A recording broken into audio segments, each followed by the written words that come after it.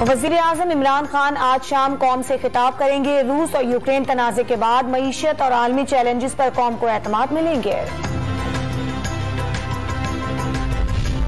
हुकूमत ने वादे पूरे नहीं किए। वजीर आजम आज के खिताब में भी वही पुरानी बातें करेंगे। वजीर आला सिंध की इस्लामाबाद में सहाफियों से गुफ्तगू।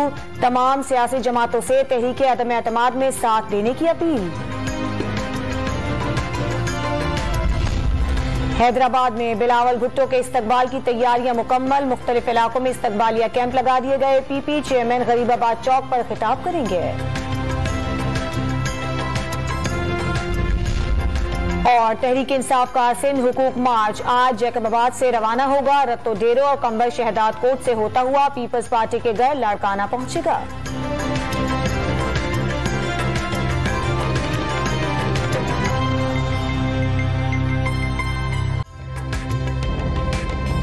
ताज़ा तरीन वीडियोस के लिए हमारा YouTube चैनल सब्सक्राइब करके बेल आइकन प्रेस करिए ताकि आपको मिले हर अपडेट सबसे पहले।